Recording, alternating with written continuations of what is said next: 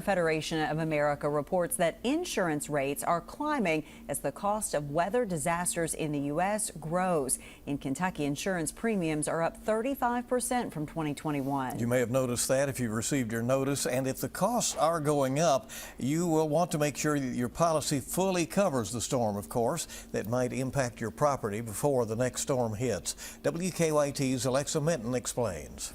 Think about what you saw in the news, or you might think about your neighbors and say, what if that happens to me?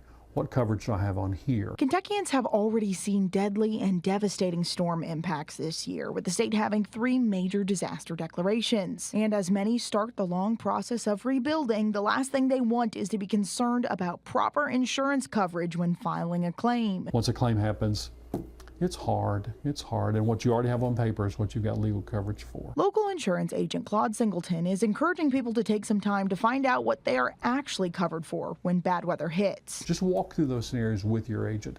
It's a big deal. It's a bigger deal after the fact, and you're scrambling and asking questions. Nationwide reports that hail and wind damage are the leading cause of insurance claims, stating that in 2021 they accounted for nearly 40% of all homeowners' claims. Singleton says, however, there could be exceptions and limitations, even high deductibles hidden within your policy. A homeowner's policy varies greatly. There's a possibility that your policy has got a different deductible for wind and hail on your roof. Very possible. Flood is most often not on a policy.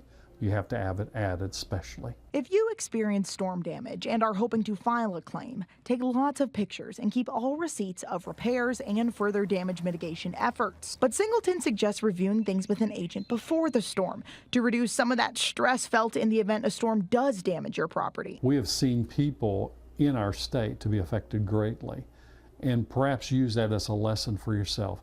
Take a few minutes, won't take long. You can look through the policy yourself, but asking for help from that agent would be helpful. In Lexington, Alexa Minton, WKYT.